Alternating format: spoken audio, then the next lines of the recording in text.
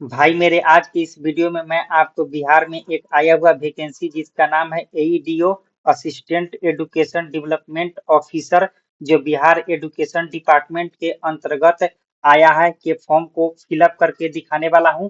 तो इसके लिए आप क्रोम ब्राउजर को ओपन कर लीजिएगा और यहाँ पे सर्च कीजिएगा बीपीएससी जो मैं पहले से सर्च कर लिया हूं और एंटर को हिट कर दीजिएगा। उसके बाद गूगल पेज पे जो फर्स्ट नंबर का वेबसाइट आएगा आप उसका यूआरएल एक बार देख लीजिएगा bpsc.bihar.gov.com लिखा होगा, उस पर क्लिक कर दीजिएगा। उसके बाद ये इंटरफेस आएगा।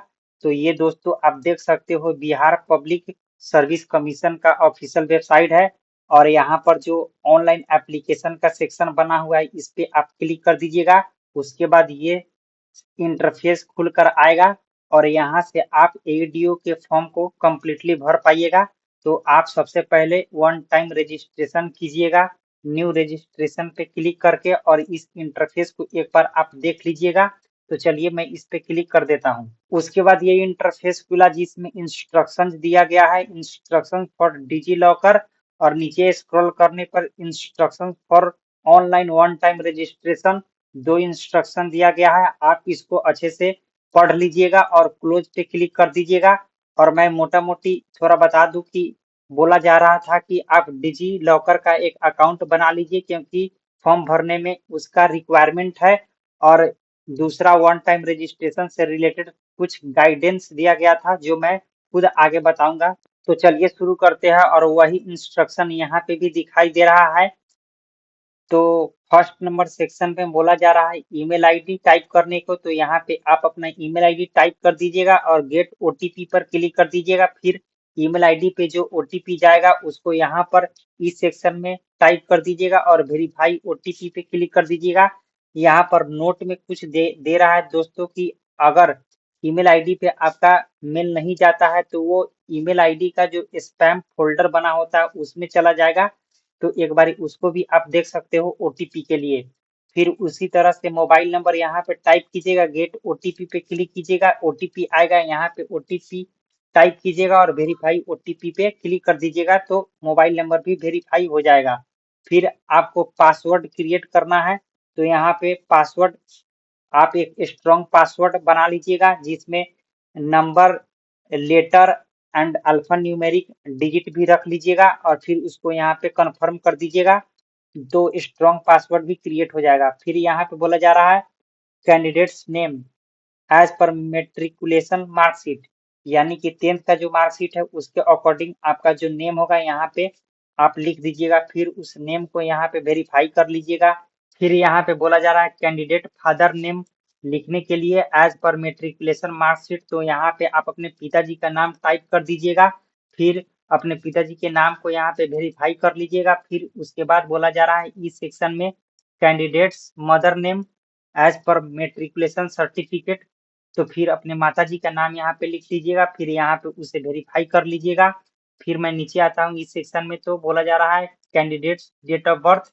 तो इस कैलेंडर के थ्रू आप अपने डेट ऑफ बर्थ जो आपके मार्कशीट में होगा उसके अकॉर्डिंग यहाँ पे टाइप कर दीजिएगा। फिर उसको यहाँ पे कंफर्म कर लीजिएगा इस कैलेंडर के थ्रू।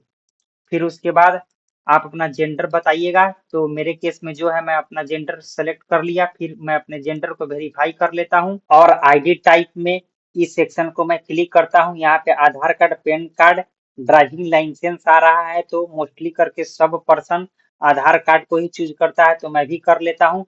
फिर यहाँ पे आप अपना नीचे इस सेक्शन में आधार कार्ड का नंबर लिख लीजिएगा। फिर उसको यहाँ पे वेरीफाई कर लीजिएगा। अब मैं नोट में कुछ लिखा गया मैं उसको पढ़ता हूँ। तो लिखा गया है candidate please remember the following questions and the answers provided by you as it will be used for validation. तो कुछ सिक्योरिटी क्वेश्चन दिया गया है इस नीचे वाले सेक्शन में, उसका आंसर देना है जो आगे चल के अकाउंट के वैलिडेशन में यूज किया जाएगा। तो चलिए मैं इस को आंसर करता हूँ। तो सबसे पहले दिया गया which year did you complete your 10th oblique matric. तो 10th क्लास आप कब पास किए हैं उसके बारे में बोला जा रहा है। तो मैं रेंडमली 18 सेलेक्ट कर दे रहा हूँ। आप अपने अकॉर्डिंग देख लीजिएगा कि आप कब पास करे हैं 10th। और उसके बाद लिखा गया है दूसरे में what is the short name of 10th board. आपके 10th बोर्ड का शॉर्ट नेम क्या है? तो मेरे 10th बोर्ड का short name Bihar school examination board का होता है BSEB। और आपका जो होगा आप अपने अकॉर्डिंग देख लीजिएगा। फिर तीसरे में है what is your seat oblique roll number of 10th oblique matric. तो मेट्रिक में आपका रोल नंबर क्या रहा है आप अपने अकॉर्डिंग लिख लीजिएगा जो आपका होगा। फिर उसके बाद नीचे है विच year did you complete your intermediate, यानी कि आप 12th कब पास किए हैं उसको यहाँ पे लिखना है। तो मैं रेंडमली 17 कुछ भी सिलेक्ट कर दे रहा हूँ, आप अपने अकॉर्डिंग आप अपने केस में देख लीजिएगा क्या डाला जाएगा। और यहाँ पे दोस्तों सबसे इम्पोर्टेंट बात यह है कि ब्लड ग्रुप को मैंडेटरी कर दिया गया है। तो आप अपने ब्लड ग्रुप को इस सेक्शन में टाइप कर दीजिएगा। अगर आपको ब्लड ग्रुप पता नहीं हो तो आप इसको टेस्ट करवा सकते हो। और नीचे दिया गया है who is your favourite sports person. तो आपका जो भी फेवरेट स्पोर्ट्स पर्सन होंगे वो आप यहाँ पे डाल सकते हो। इस सेक्शन में मेरा MS धोनी है तो मैं अपना MS धोनी डाल लूंगा। फिर यहाँ पे अग्री आई अग्री पे क्लिक कर देता हूँ मैं। 2 बार मैं क्लिक करके आपको दिखा रहा हूँ और उसके बाद रजिस्टर बटन पे मैं क्लिक कर देता हूँ। तो अब ये इंटरफेस खुला जिसमें डिजी लॉकर के बारे में बताया जा रहा है रीडायरेक्ट करने को। और मैं शुरू में बताया भी था कि डिजी लॉकर अकाउंट का इस फॉर्म को फिलअप करने में जरूरत पड़ेगा। तो यहाँ पे बोला जा रहा है are you sure you want to redirect DigiLocker. तो मैं यहाँ पे यस पे क्लिक कर देता हूँ। तो अब ये इंटरफेस खुला जिसमें डिजी लॉकर में लॉगिन करने को बोला जा रहा है। यहाँ पे आप देख सकते हो sign in to your account via DigiLocker. इसमें 3 मेथड दिया जा रहा है साइन इन करने का, एक मोबाइल से, एक यूजर आईडी से और एक अदर डिटेल से भी साइन इन कर सकते हो आप। तो मैं मोबाइल से करूंगा। और अगर जिस आदमी का डिजी लॉकर में अकाउंट नहीं है तो यहाँ से न्यू यूजर साइन अप करके डिजी लॉकर में आप यहीं से अकाउंट क्रिएट कर सकते हो। तो मेरा पहले से है, मैं मोबाइल के थ्रू इसमें लॉगिन करता हूं। तो यहाँ पे मैं अपना मोबाइल नंबर टाइप कर दूंगा, यहाँ पर मैं अपना पिन टाइप कर दूंगा और ये दोनों बॉक्स जो दिखाई दे रहा है इस पे मैं टिक कर दूंगा pin less authentication I consent to terms of use. And यहाँ पर जो ग्रीन कलर का साइन इन बटन है मैं इस पे क्लिक कर दूंगा और इसके बाद जो इंटरफेस आता है मैं वहां पे चल के आपको बताता हूँ। तो यहाँ पे मेरे से बोला जा रहा है कि आपके मोबाइल नंबर पे OTP जो सेंड करा गया है यहाँ पे टाइप कीजिए। तो मैं उस OTP को यहाँ पे टाइप कर दूंगा और साइन इन बटन पे क्लिक कर दूंगा। अब ये इंटरफेस आया तो यहाँ पे मेरे से बोला जा रहा है कि please provide your consent to share the following with BPSC online, यानी BPSC कमीशन इस डिजी लॉकर अकाउंट से कुछ डेटा मेरा ले रहा है उसको शेयर करने के लिए मेरे से बोला जा रहा है। तो मैं यहाँ पे अपना कंसेंट दूंगा और यहाँ पे अलाउ कर दूंगा। यहाँ पर गेट योर प्रोफाइल पिक्चर में इशू डॉक्यूमेंट में 6 डॉक्यूमेंट दिखाई दे रहा है। तो मैं यहाँ पे सेलेक्ट ऑल पे क्लिक कर देता हूँ और नीचे आकर के अलाउ पे क्लिक कर देता हूँ। तो देखिए दोस्तों मेरा डेटा ट्रांसफर होने लगा। उसके बाद ये पेज खुला तो फिर से मेरे को री लॉगिन के लिए रीडायरेक्ट कर दिया गया है इस पेज पे। और मैं यहाँ पे अपना मोबाइल नंबर टाइप कर दिया हूँ और यहाँ पे जो मैं पासवर्ड क्रिएट किया था उसको यहाँ पे टाइप कर दिया हूँ और मैं लॉगिन बटन पे क्लिक कर देता हूँ। फिर उसके बाद ये कैप्चा आया, मैं इस बॉक्स में उसको फिल कर देता हूँ 2743। फिर उसके बाद मैं प्रोसीड बटन पे क्लिक कर देता हूँ। तो अब ये इंटरफेस खुला जिसमें इंस्ट्रक्शंस दिया गया है और इस इंस्ट्रक्शन में यही बताया गया है कि इस फॉर्म को फिलअप करने के लिए सबसे पहले प्रोफाइल क्रिएशन करना होगा। उसके बाद न्यू एप्लीकेशन में आकर जिस भी वैकेंसी के लिए फॉर्म को भरना चाहते हैं आप यहाँ से न्यू एप्लीकेशन में आकर भर सकते हो। और उसके बाद जो एप्लीकेशन को भरे रहिएगा उसका PDF आप माई अकाउंट से डाउनलोड कर सकते हो। सबसे पहले मैं प्रोफाइल क्रिएशन पे मैं क्लिक कर देता हूं। तो अब प्रोफाइल क्रिएशन को 6 स्टेप में पूरा करने को बोला जा रहा है। तो मैं स्टेप 1 को पूरा कर रहा हूं फिलअप करके। स्टेप 1 में पर्सनल इंफॉर्मेशन को अपडेट करना है। तो चलिए मैं स्टार्ट करता हूं।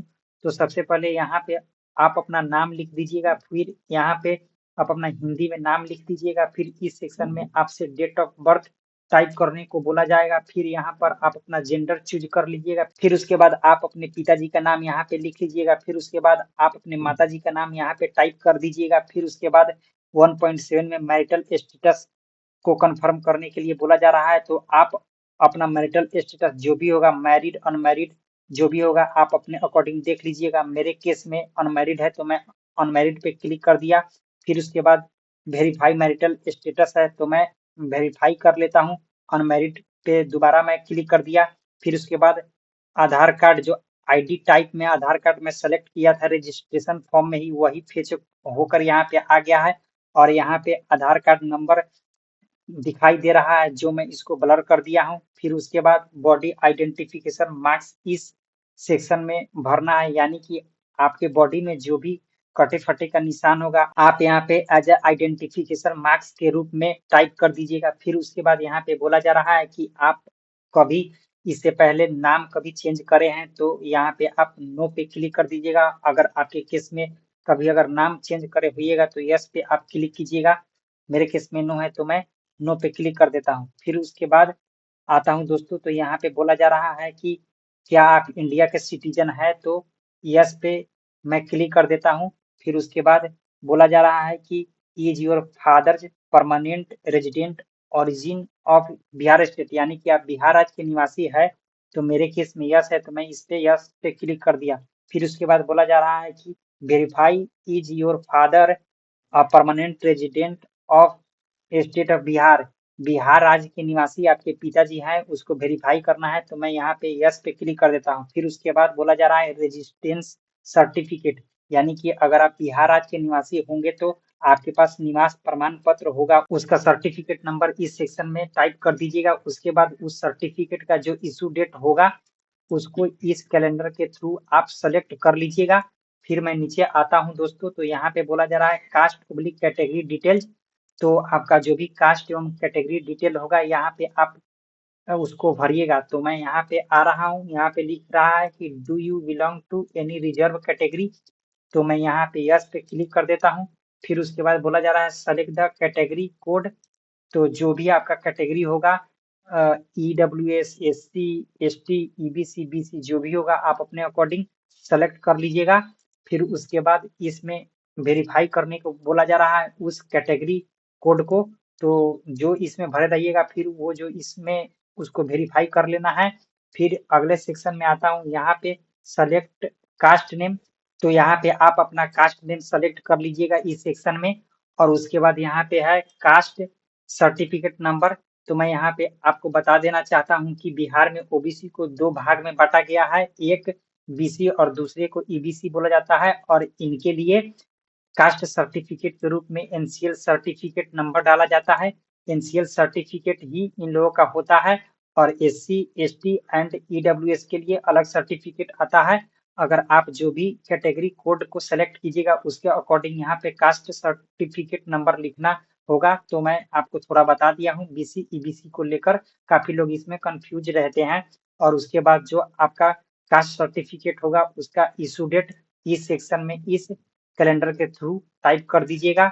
फिर मैं नीचे आता हूं दोस्तों, तो नीचे लिखा गया है सर्टिफिकेट इशूड बाई, यानी कि जो आपका कास्ट सर्टिफिकेट होगा उसको कौन अथॉरिटी इशू किया है उसके बारे में बोला जा रहा है। तो यहाँ पे सीओ है, आरओ है, एसडीएम है और डीएम लेवल, तो मोस्टली लोग सीओ या आरओ लेवल का ही देता है। तो आप अपने अकॉर्डिंग सीओ या आरओ, एसडीएम या डीएम लेवल दोनों में से कोई एक को सेलेक्ट कर लीजिएगा। फिर उसके बाद आगे बढ़ जाइएगा।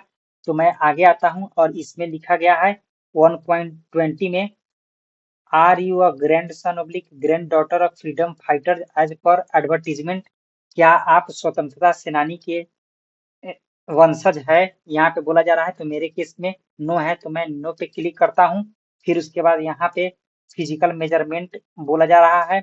इस सेक्शन में आप अपने बॉडी का हाइट टाइप कर दीजिएगा। फिर उसके बाद वेट टाइप कर दीजिएगा। फिर उसके बाद chest deflected in centimetre, chest सिकुड़ा हुआ यानी कि नॉर्मली जो आपके चेस्ट का साइज होगा यहाँ पे आप उसको टाइप कर दीजिएगा। फिर चेस्ट इन्फ्लेटेड इन सेंटीमीटर, चेस्ट को फुलाकर जो साइज आएगा उसको यहाँ पे आप टाइप कर दीजिएगा। फिर उसके बाद मैं नीचे आता हूँ, तो यहाँ पर लिखा गया है पर्सन विद डिसेबिलिटीज डिटेल्स, तो मेरे केस में नो है तो मैं नो पे क्लिक करता हूँ। फिर उसके बाद नीचे का जो ये सेक्शन आया ये मेरे लिए डिसेबल कर दिया गया। और यहीं पे अगर मैं यस करता तो ये इनेबल रहता, जैसे मैं यस करके आपको दिखा रहा हूँ। देखिए दोस्तों, लेकिन मेरे केस में नो है तो मैं नो पे क्लिक करता हूँ और ये डिसेबल हो गया। फिर उसी तरह से नीचे आता हूँ तो यहाँ पे लिखा गया है sports detail, are you a meritorious sports person, क्या आप स्पोर्ट्स पर्सन है? तो मेरे केस में नो है, तो मैं नो पे क्लिक करता हूँ। फिर उसके बाद एक सर्विसमैन के बारे में पूछा जा रहा है, तो मेरे केस में ये भी नो है, तो मैं इसको नो पे क्लिक करता हूँ। फिर उसके बाद बोला जा रहा है एनसीसी कैडेट से आप बिलोंग करते हैं, तो मेरे केस में नो है, तो मैं इस पे भी नो पे क्लिक करता हूँ। फिर उसके बाद बोला जा रहा है कि गवर्नमेंट एम्प्लॉय आप है, तो मेरे केस में ये भी नो है, तो मैं नो पे क्लिक कर दिया हूँ। तो इस इंटरफेस में जितने भी सेक्शन थे, मैं उसमें जो जो भरने के लिए बोला हूँ वो सब मैं अपना भर दिया। आप देख सकते हो। अब मैं सेव एंड नेक्स्ट पे क्लिक करता हूँ, तो मेरे भाई अब step 1 personal information completely filled up हो गया। आप यहाँ पे देख सकते हो कि ग्रीन टिक आ चुका है। अब मैं स्टेप 2 पे चलता हूँ, एड्रेस इन्फॉर्मेशन डालता हूँ। तो यहाँ पे लिखा हुआ है एड्रेस इन्फॉर्मेशन, तो यहाँ पे फादर से परमानेंट एड्रेस बोला जा रहा है, यानी कि आपके पिताजी का और आपका वो तो सेम ही एड्रेस होगा, तो उसको भरना है। तो एड्रेस को भरना है, एड्रेस लाइन 1 जो एक सेक्शन बना दिया गया ये, दूसरा लाइन 2 ये, और तीसरा लाइन 3, ये तीनों को यूज करते हुए अपना एड्रेस फिलअप करना है। तो इसमें आप अपना विलेज या जो भी टोला होगा उसको फिलअप कर दीजिएगा। उसके बाद पोस्ट ऑफिस इसमें फिलअप कर दीजिएगा, और पुलिस स्टेशन इसमें फिलअप कर दीजिएगा। उसके बाद स्टेट ऑब्लिक यूनियन टेरिटोरी जो होगा, आप यहाँ पे उसको क्लिक कर दीजिएगा। जो मेरे केस में ये बन रहा है बिहार, तो बिहार को मैं सेलेक्ट कर देता हूँ। फिर मेरा जो भी डिस्ट्रिक्ट है मैं अपने डिस्ट्रिक्ट को सेलेक्ट कर लूंगा, और उसके बाद जो मेरा पिन कोड होगा मैं अपना पिन कोड इसमें डाल दूंगा। फिर उसके बाद जो परमानेंट एड्रेस मेरे कॉरस्पॉन्डेंस एड्रेस के बराबर होगा, मेरे केस में है भी, तो सेम एज अबव पे आप क्लिक कर दीजिएगा। तो जो भी आप ऊपर भरे रहिएगा वो नीचे आ जाएगा। फिर उसके बाद सेव कर दीजिएगा। तो मेरे भाई step 2 address information completely filled up कर दिया, और ये देखिए यहाँ पे ग्रीन टिक लग गया है। अब मैं स्टेप 3 में आता हूँ, तो स्टेप 3 में अदर इन्फॉर्मेशन को फिलअप करने के लिए बोला जा रहा है। तो चलिए मैं पढ़ता हूँ। तो अदर इन्फॉर्मेशन यहाँ पे लिखा गया है, और 3.1 में लिखा गया है details of court proceeding oblique criminal actions pending against you, क्या आपके विरुद्ध में कोई कोर्ट प्रोसीडिंग चल रहा है या क्रिमिनल एक्शन लिया गया है, तो उसके बारे में डिटेल भरने को बोला जा रहा है। तो चलिए मैं भर देता हूँ। तो नंबर 1 में आता हूँ, यहाँ पे लिखा हुआ है whether any prosecution is pending in any court of law against you, किसी भी न्यायालय में कोई भी प्रोसिक्यूशन आपके अगेंस्ट चल रहा है, पेंडिंग है, तो आप उसको यस और नो में दीजिएगा। मेरे केस में नो है, तो मैं नो पे क्लिक कर देता हूँ। फिर स्टेप 2 में आता हूँ, whether disciplinary or any other similar action is initiated by bar council or medical council or association or other professional oblique vocational institution, यानी कि कोई भी इंस्टीट्यूशन या एसोसिएशन के द्वारा डिसिप्लिनरी एक्शन आपके खिलाफ लिया गया है, तो मेरे खिलाफ कुछ नहीं लिया गया है, तो मैं नो पे क्लिक करता हूँ। इन सबों में मोस्टली कैंडिडेट के लिए नो ही ऑप्शन चूज करने को है, क्योंकि नो ही होता है। और मैं तीसरे में आता हूँ, whether any disciplinary action has been initiated by government oblique semi government organisation against you, तो कोई भी गवर्नमेंटल या नॉन गवर्नमेंटल ऑर्गेनाइजेशन है या सेमी गवर्नमेंटल ऑर्गेनाइजेशन है जो आपके खिलाफ डिसिप्लिनरी एक्शन इनिशिएट किया है, तो मेरे केस में नो है, तो मैं नो पे क्लिक कर देता हूँ।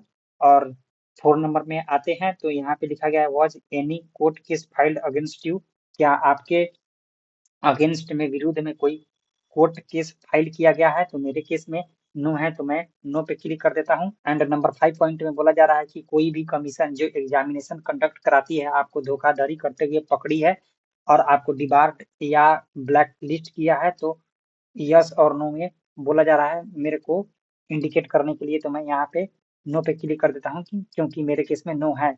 और अब मैं आता हूँ 3.2 में, तो यहाँ पे बोला जा रहा है कि particulars of prizes medals and scholarships etcetera, ये दोस्तों ऑप्शनल है, आप भर भी सकते हो और नहीं भी भर सकते हो। यहाँ पे बोला जा रहा है नंबर 1 में कि team oblique sports oblique game mountaineering में आप कुछ हासिल करे हैं, तो यहाँ पे उसको डिस्क्राइब कीजिए कि इसमें बोला जा रहा है कि कोई भी डिस्टिंक्शन पोजीशन आप हासिल किए हैं लीडरशिप में स्कूल ओब्लिक कॉलेज में, तो आप उसको इस सेक्शन में डिस्क्राइब कीजिए। और नंबर 3 में बोला जा रहा है other extra curriculum activities like hobby, तो उसको अगर आपका जो भी हॉबी है, जैसे मेरे केस में सिंगिंग मेरा हॉबी है, तो इस सेक्शन में क्लिक कीजिएगा। तो उसके बाद ये इंटरफेस आया जिसमें स्टेप 3 में जो अदर इन्फॉर्मेशन मुझसे बोला गया था मैं उसको कम्प्लीटली फिल्ड अप कर दिया हूँ, तो वो ग्रीन कलर हो गया है, आप देख सकते हो।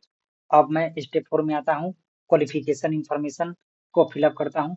तो चलिए, सबसे पहले यहाँ पे लिखा हुआ है क्वालिफिकेशन इन्फॉर्मेशन और नीचे लिखा गया है क्वालिफिकेशन डिटेल्स और नीचे दिया गया है kindly enter your qualification detail from 10th public matric onwards. तो चलिए मैं भरता हूँ।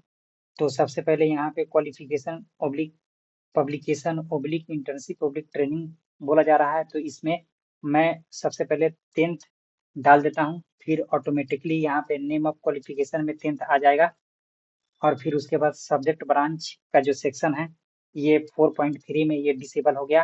फिर उसके बाद जहाँ से मैं जिस स्टेट से 10th का पढ़ाई किया हूँ मैं उस स्टेट को यहाँ पे फिलअप कर दूंगा। तो मेरा बिहार है, तो मैं बिहार पे सेलेक्ट कर दिया। फिर उसके बाद बोर्ड ऑफ यूनिवर्सिटी का नेम सेलेक्ट करने को बोला जा रहा है, तो मैं अपने केस में जो भी है मेरा बिहार स्कूल एग्जामिनेशन बोर्ड, मैं इसको सेलेक्ट कर दे रहा हूँ। फिर क्वालिफिकेशन स्टेटस में मेरा पास्ट ऑब्लिक क्वालिफाइड है, तो मैं इस पे क्लिक कर देता हूँ। फिर उसके बाद आते हैं डेट ऑफ क्वालिफाइंग कंप्लीशन, यानी कि पासिंग डेट मेरे से बोला जा रहा है, इस कैलेंडर के थ्रू मैं डाल दूंगा जो भी मेरा पासिंग डेट होगा 10th का। चलिए मैं रेंडमली कुछ भी क्लिक कर दिया। फिर उसके बाद बोला जा रहा है यहाँ पे 4.8 में एक्स्ट्रा अटेम्प्ट लेकर आप पास करे हैं, तो मेरे केस में कोई भी मैं एक्स्ट्रा अटेम्प्ट नहीं लिया हूँ, तो मैं 0 इस पे टाइप कर दूंगा। फिर इस सेक्शन में आता हूँ, ऑब्टेन्ड मार्क्स बोला जा रहा है, तो मेरे केस में जितना भी मेरे 10th में बना है मैं इसमें टाइप कर दूंगा। तो मैं रेंडमली 350 टाइप कर दे रहा हूँ, आप अपने अकॉर्डिंग अपना देख लीजिएगा। फिर टोटल मार्क्स बोला जा रहा है, तो मैं इसमें 500 क्लिक कर देता हूँ। फिर उसके बाद परसेंटेज बोला जा रहा है, तो 350 का जितना भी परसेंटेज आएगा वो इस सेक्शन में टाइप कर देना है। फिर उसके बाद नंबर ऑफ एकेडमिक मंथ्स, यानी कि 10th क्लास में 1 ईयर का तो होता ही है, तो 12th मंथ्स होगा, तो इसमें मैं 12th मंथ्स क्लिक कर देता हूँ। और सॉरी दोस्तों, तो चलिए मैं 12th मंथ्स क्लिक कर दिया। फिर उसके बाद ग्रेड ओब्लिक क्लास बोला जा रहा है, तो मैं फर्स्ट क्लास से पास किया था अपना 10th। फिर उसके बाद यहाँ पे बोला जा रहा है मोड, तो मोड में दो तरह से 10th का पढ़ाई होता है, एक डिस्टेंस मोड में और एक रेगुलर मोड में। तो मैं रेगुलर मोड में किया हूँ, तो मैं अपना सेलेक्ट कर दिया। फिर उसके बाद ये वाला जो सेक्शन है कंपलसरी सब्जेक्ट वाला सेक्शन डिसेबल हो गया है। फिर ऑप्शनल सब्जेक्ट का भी सेक्शन डिसेबल हो गया है, तो मैं इसको भी छोड़ दूंगा। फिर रोल नंबर ओब्लिक सीट डालना है, तो यहाँ पे आप अपना रोल नंबर डाल लीजिएगा। फिर यहाँ पे बोला जा रहा है ईयर ऑफ पासिंग, जिस ईयर में आप 10th क्लास पास किए हैं उसको यहाँ पे सेलेक्ट करना है। मैं रेंडमली कुछ भी सेलेक्ट करके बता दे रहा हूँ आपको। तो देखिए मेरे भाई, पूरे सेक्शन को मैं फिलअप कर दिया और मैं अब ऐड बटन पे क्लिक कर देता हूँ। तो भाई मैं 10th का क्वालिफिकेशन डिटेल पूरा भर लिया, आप देख सकते हो, मैं आपको यहाँ पे दिखा रहा हूँ। और इसी तरह से यहाँ नीचे आइएगा और इंटरमीडिएट का भर लीजिएगा, यहाँ पे 12th पब्लिक इंटरमीडिएट सेलेक्ट करके, और ये भी जितने सेक्शन बने हुए हैं इसको भी आप फिलअप कर लीजिएगा। और फिर इसी तरह से ग्रेजुएशन का आप फिलअप कर लीजिएगा। मैं आपको ग्रेजुएशन का भी दिखा दे रहा हूँ, तो यहाँ पे ग्रेजुएशन सेलेक्ट करने को ऑप्शन आ गया, तो मैं सेलेक्ट कर लिया। और फिर ग्रेजुएशन का जो भी डेटा आएगा आप उसको यहाँ पे फिलअप कर लीजिएगा और ऐड कीजिएगा। तो यहाँ पे आ जाएगा सीरियल नंबर 1 10th का दिया गया है, 2 आ जाएगा जो इंटरमीडिएट का दिया जाएगा, और 3 में आएगा जो ग्रेजुएशन का पूरा डिटेलिंग यहाँ पे दिखाई देगा। तो चलिए मैं 10th का तो डाल ही दिया हूँ, इंटरमीडिएट एंड ग्रेजुएशन का फिलअप करके स्टेप 4 को जो क्वालिफिकेशन इंफॉर्मेशन है कंप्लीटली फिल्ड अप कर देता हूँ, और फिर उसके बाद ये ग्रीन हो जाएगा। अब उसके बाद स्टेप 5 पे मैं पहुंचता हूँ। तो मेरा स्टेप 4 क्लियर हो गया, क्वालिफिकेशन इंफॉर्मेशन। अब मैं स्टेप 5 पे आता हूँ, एक्सपीरियंस इंफॉर्मेशन पे। तो दोस्तों यहाँ पर आप देख सकते हो एक्सपीरियंस इंफॉर्मेशन लिखा हुआ है और पॉइंट 5 में एक्सपीरियंस डिटेल, और यहाँ पे लिखा हुआ are you having any experience. तो मेरे केस में नो है, तो मैं नो पे क्लिक कर देता हूँ और सेव मैं कर दूंगा। और जिनका एक्सपीरियंस होगा वो यस पे क्लिक करेंगे और इस सेक्शन में वो अपना एक्सपीरियंस डेटा जितना होगा वो अपना भर लेंगे। तो मेरे केस में तो नो है, तो मैं नो पे क्लिक करा और सेव कर दिया। तो देखिए दोस्तों, ये स्टेप 5 ही अब मेरा क्लियर हो गया। तो अब स्टेप 6 पे मैं आ गया और यहाँ पर मेरे से बोला जा रहा है कि आप लाइव फोटो कैप्चर कीजिए। उसके बाद नीचे आने पे इंग्लिश सिग्नेचर अपलोड करने को बोला जा रहा है, फिर हिंदी सिग्नेचर को भी अपलोड करने को बोला जा रहा है। तो मैं लाइव फोटो पे बाद में आता हूँ और जो इसका इंस्ट्रक्शन है मैं थोड़ा इसको बताता हूँ। उसके पहले मैं इंग्लिश सिग्नेचर के बारे में बता देना चाहता हूँ कि इसका साइज रखना है 15 KB से कम और इसका विड्थ रखना है 250 पिक्सल एंड 320 पिक्सल के बीच में और इसका हाइट रखना है 150 एंड 220 के बीच में। और इसी तरह से हिंदी सिग्नेचर का भी है 15 KB से नीचे साइज रखना है और 250 पिक्सल से 320 पिक्सल के बीच में विड्थ रखना है और हाइट 150 एंड 220 पिक्सल के बीच में रखना है। और अब लाइव फोटो के रिगार्डिंग मैं कुछ चीजें क्लियर कर देना चाहता हूं कि जब आप लाइव फोटो क्लिक कीजिएगा तब आप अपना फेस एंड आई को वेबकैम के साथ सीधा रखिएगा, स्ट्रेट रखिएगा और अपने बैकग्राउंड में लाइट कलर का बैकग्राउंड रखिएगा। ज्यादा प्रिफरेबल होगा आपके लिए कि व्हाइट कलर का बैकग्राउंड रखिएगा। तो चलिए मैं अपना लाइव फोटो क्लिक कर लेता हूं and English and Hindi signature को अपलोड करता हूं। तो भाई मैं अब अपना लाइव फोटो क्लिक कर लिया हूं, उसके नीचे इंग्लिश एंड हिंदी सिग्नेचर भी अपलोड कर दिया हूं और यहाँ पर आई अग्री के बटन पे मैं क्लिक करके दोबारा बता दे रहा हूं टिक लग गया है। और मैं नीचे आता हूं और यहाँ पे सबमिट एंड लॉक प्रोफाइल पे क्लिक कर देता हूं और उसके बाद जो ये इंस्ट्रक्शन आया इसमें लिखा गया है कि आप जो भी डेटा एंट्री भरे हैं OTR में उसके करेक्टनेस को एक बार जांच कर लीजिए, क्योंकि अगर आप कंफर्म कर देंगे तो उसमें दोबारा सुधार नहीं कर सकते हो। तो भाई मेरे उसके बाद ये इंटरफेस आया और यहाँ पे आप देख सकते हो कि प्रोफाइल क्रिएशन का जो आइकॉन है वो डिसेबल हो गया है, यानी कि लॉक हो गया है। और अब मैं न्यू एप्लीकेशन पर आकर के AEDO का फॉर्म भरूंगा, क्योंकि इसके पहले प्रोफाइल क्रिएशन का जो भी पार्ट था ये रजिस्ट्रेशन का ही हिस्सा था। अब यहाँ से वैकेंसी को एक्चुअल में भरना स्टार्ट मैं करता हूँ। तो चलिए मैं इस पे क्लिक कर देता हूँ न्यू एप्लीकेशन पे।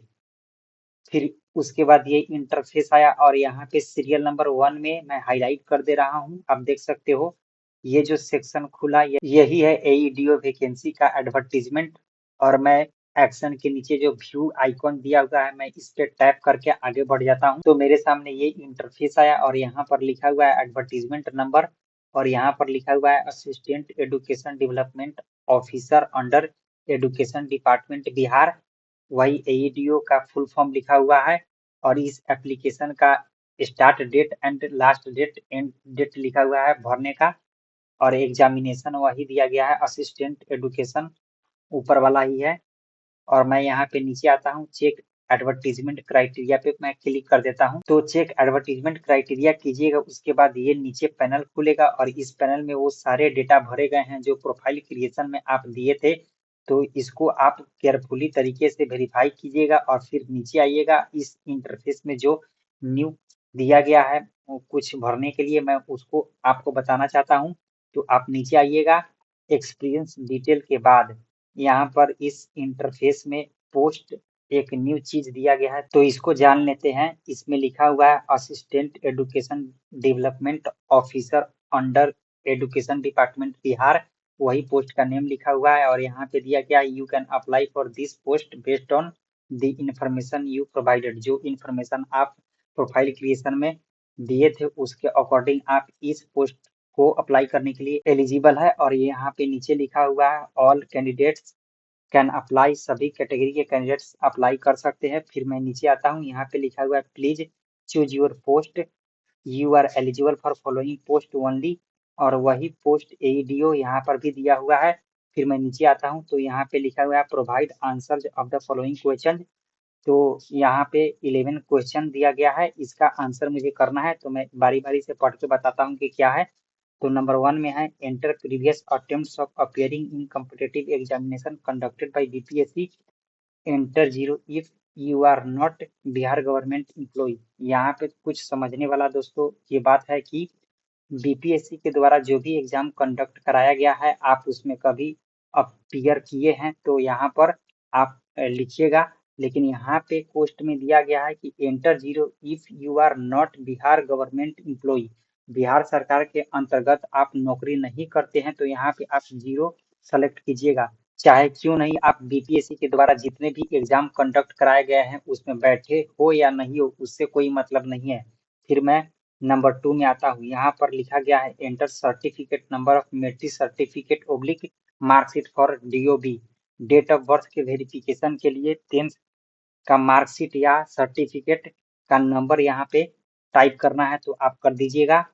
और फिर 3 में आता हूँ, enter issues date of matric certificate oblique marksheet, वही 10th की सर्टिफिकेट या मार्कशीट का इशू डेट यहाँ पे टाइप कर देना है। फिर मैं 4 में आता हूँ, यहाँ पे बोला जा रहा है enter certificate number of UG marksheet as per advertisement. तो यहाँ पे दोस्तों समझने वाली बात है कि ग्रेजुएशन का खोजा जा रहा है मार्कशीट, तो कौन सा मार्कशीट, पार्ट 3 वाला कंसोलिडेटेड, जिसमें पार्ट 1 पार्ट 2 पार्ट 3 तीनों का मार्क्स रहता है, उसके सर्टिफिकेट नंबर को यहाँ पे टाइप कर दीजिएगा। फिर उसका जो पब्लिशिंग डेट है उसको यहाँ पर टाइप कर दीजिएगा। फिर 6 नंबर पे आता हूँ मैं, और 6 नंबर में लिखा गया है enter certificate number of UG passing certificate. अब बोला जा रहा है यूजी पासिंग सर्टिफिकेट, ग्रेजुएशन का पासिंग सर्टिफिकेट बोला जा रहा है। तो ग्रेजुएशन का पासिंग सर्टिफिकेट एक डिग्री होता है, और डिग्री से पहले, डिग्री जब नहीं मिला होता है किसी आदमी को, तो उसके पहले एक प्रोविजनल सर्टिफिकेट दिया जाता है, उसको बोला जाता है। तो जिनके केस में अगर डिग्री होगा तो डिग्री का सर्टिफिकेट नंबर इस सेक्शन में भर देंगे, और जिसके पास डिग्री नहीं होगा तो प्रोविजनल सर्टिफिकेट होगा उनके पास, उसका नंबर इस सेक्शन में टाइप कर देंगे। फिर उसका इशू डेट इस सेक्शन में टाइप कर देंगे, और ये चारों सेक्शन अगर आपके ऊपर लागू होगा तो आप भरिएगा, नहीं तो इसे इसी तरह छोड़ दीजिएगा, क्योंकि ये मैंडेटरी नहीं है। अब मैं ये जितने भी सेक्शन है मैं इसको भरता हूँ। तो इन सेक्शन में मेरे को जो जो बोला गया था भरने के लिए मैं भर दिया। अब मैं अप्लाई बटन पे क्लिक कर देता हूँ। तो अप्लाई बटन पे क्लिक करने के बाद ये नीचे एक और पैनल खुला, इसमें मेरे से बोला जा रहा है upload oblique select uploaded documents. तो 1 नंबर में है मैट्रिक सर्टिफिकेट।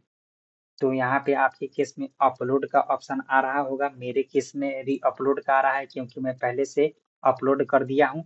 और आप भी अपलोड कीजिएगा तो इस तरह से आपका आएगा। फिर यहाँ से व्यू अपलोडेड डॉक्यूमेंट पे क्लिक करके आप देख सकते हो अपने मैट्रिक के सर्टिफिकेट को, और आप कंफर्म कर सकते हो कि मेरा सही सही अपलोड हुआ है कि नहीं, वो यहाँ से होगा। फिर सेकेंड में बोला जा रहा है प्रूफ ऑफ कैटेगरी, यानी कि आप अपने कास्ट सर्टिफिकेट को यहाँ पे अपलोड कर लीजिएगा। फिर उसके बाद यहाँ पे बोला जा रहा है proof of non creamy layer certificate, यानी कि बिहार में ओबीसी को 2 पार्ट में बांटा गया है, बीसी एंड ईबीसी। तो उनके लिए एक और सर्टिफिकेट होता है कास्ट से रिलेटेड, जिसको नॉन क्रीमिलियर सर्टिफिकेट बोलते हैं। तो उसके बारे में यहाँ पर बोला जा रहा है कि आप उसको अपलोड कीजिए। फिर फोर्थ में प्रूफ ऑफ डोमिसाइल, यानी कि निवास प्रमाण पत्र, इस सेक्शन में अपलोड करना है। फिर उसके बाद मैं नीचे आता हूँ, तो यहाँ पे मेरे से बोला जा रहा है कैप्चर लाइव फोटो। तो आप यहाँ पे क्लिक करके आप अपना लाइव फोटो कैप्चर कर लीजिएगा। और ध्यान रखिए मेरे भाई, अगर आप लाइव फोटो क्लिक करने जा रहे हो तो उस समय लैपटॉप के वेबकैम पे आप स्ट्रेट देखिएगा, नहीं तो ये फोटो आपका नहीं लेगा। फिर मैं नीचे आता हूँ, तो यहाँ पे डिक्लेरेशन है, तो यहाँ पे आई अग्री पे मैं टिक करता हूँ। फिर अब मैं नीचे आता हूँ, तो यहाँ पे मेरा इंग्लिश सिग्नेचर दिखा रहा है, जिसको मैं ब्लर किया हूँ, और यहाँ पे हिंदी सिग्नेचर दिखा रहा है। और फिर यहाँ पे बोला जा रहा है एंटर करेंट लोकेशन, जहाँ से आप फॉर्म भर रहे हो। तो मैं पटना से भर रहा हूँ, तो मैं पटना सेलेक्ट कर दिया, या आप टाइप भी कर सकते हो। फिर उसके बाद सबमिट एंड पे पे मैं क्लिक कर देता हूँ। यहाँ पे मेरे से बोला जा रहा है पेमेंट करने को, तो मैं पेमेंट कर देता हूँ। उसके बाद इस इंटरफेस पर मेरे को भेज दिया गया, तो मैं यहाँ पे यूपीआई को सेलेक्ट कर लेता हूँ, और यूपीआई में मैं यूपीआई क्यूआर को सेलेक्ट कर लेता हूँ, क्योंकि ये ज़्यादा कन्वीनियंट होता है पेमेंट करने के लिए। और मैं पे नाउ पे क्लिक कर देता हूँ। फिर एक क्यूआर कोड जनरेट कर दिया गया, तो मैं इस क्यूआर कोड को स्कैन करके इसके थ्रू पेमेंट कर लेता हूँ। तो यहाँ पे आप देख सकते हो कि मेरा पेमेंट सक्सेसफुल हो गया। अब मैं यहाँ पे कंटिन्यू बटन पे क्लिक कर देता हूँ, तो फिर से मुझे इस पेज पे रिडायरेक्ट कर दिया गया है। तो मैं अब माई अकाउंट सेक्शन में आऊंगा, और यहाँ पर आकर के मैं नीचे स्क्रॉल करूंगा, और यहाँ पे assistant education development authority under education department Bihar, यही फॉर्म मैं फिलअप किया हूँ। तो यहाँ पे मैं व्यू पे क्लिक कर देता हूँ, और जब मैं व्यू पे क्लिक किया उसके बाद ये एप्लीकेशन प्रिंट का ऑप्शन आया, और यहाँ पे प्रिंट का दिया गया है लोगो। तो मैं इस पे क्लिक करूंगा और अपने एप्लीकेशन फॉर्म को प्रिंट कर लूंगा। तो आप भी इसी तरह से प्रिंट कर लीजिएगा। तो ये वीडियो आपको कैसा लगा दोस्तों, आप कमेंट में मेरे को बताइए, और एक वीडियो पे लाइक जरूर कर दीजिए, क्योंकि ये वीडियो काफी लंबा गया है और काफी मेरे को बनाने में मेहनत लगी है। So please